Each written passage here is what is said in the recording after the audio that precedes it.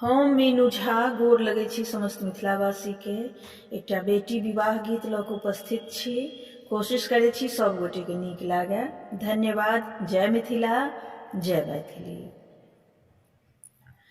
खाने बाबा सोतल, खाने बाबा जागल, खाने रे दहेज बाके सोच है, खाने रे दहेज बाके सोच है। नहीं हम जागल बेटी, नहीं हम सुतल, नहीं रे दहेज बाके सोच है, नहीं रे दहेज बाके सोच है। आजो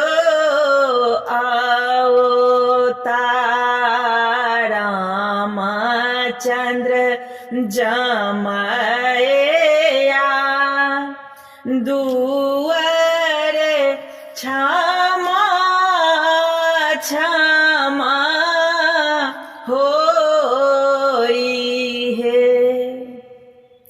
कहाँ बैसायब बाबा आजन बाजन, कहाँ बैसायब बरे यात है। कूड़ खेत बैसायब बेटे आजन बाजन, दुआर बैसायब बरे आत है। मारबे बैसायब बेटे रामचंद्र जमैया, दुआर क्षमा क्षमा होई है। कथिल संबोधब बाबा आजन बाजन, कथिल संबोधब बरे आत है। कथिल संबोधब बाबा रामचंद्र दुलारोआ, दुआर क्षमा क्षमा होई है। टाकाल संबोधब आजन बाजन, धोतिल संबोधब बरे यात है। धियाल संबोधब रामचंद्र दुलारोआ, दुआर क्षमा क्षमा होई है। हम मीनू झा गोर लगै छी समस्त मिथिलावासी के। एकटा बेटी विवाहक गीत लऽ कऽ उपस्थित छी, सीता सम्मर। कोशिश करै छी सब गोटे के नीक लागे। धन्यवाद। जय मिथिला, जय मैथिली। राजा जनक जे प्राण एक ठानल, सीता के विवाह है त आई है। सीता के विवाह है त आई है। देश विदेश राजा पतिया पठाओल, धनुषा धायल ओठंगाई है। देश विदेश के नृप सब आयल, धनुषा छुबी छुबी जाई है। उठैन धनुषा लगए बड़ भारे, आब सीता रहती कुमारी है।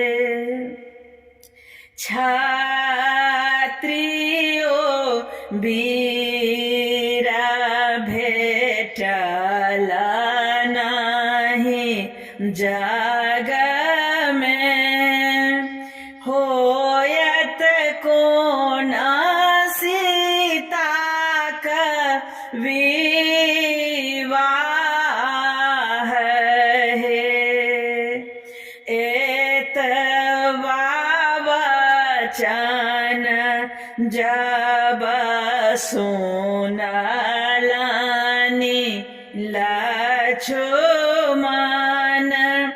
बजला बचन रे से आई है। लक्ष्मण बेमुख देखे बजला श्री रामचंद्र,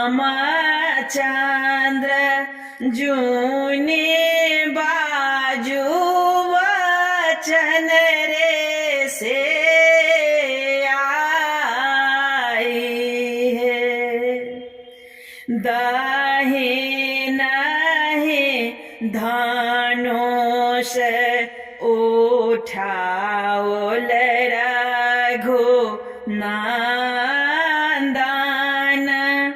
बाम ही कैल सहस्त्र खंड है। तुलसी दास प्रभु तुम्हारे दरस को, राम सीता भेल विवाह है। हम मीनू झा प्रणाम करै छी समस्त मिथिलावासी के। अपन माताजी के संग एकटा बेटी विवाहक गीत लऽ कऽ उपस्थित छी। धन्यवाद। जय मिथिला, जय मैथिली। कोने बन बोलाए काली रे कोयले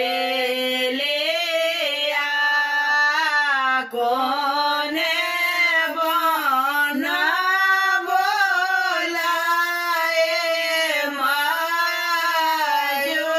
मायूरा ये कोने बना बोलाए कारी रे कोयलिया कोने बना बोलाए मायूरा योगिना कमालिया में सिया है कुमारी से हो ना सोता थे निश्चिंतायो बेजो बना बोलाए रामा काले रे कोयलिया बेजो बना बोलाए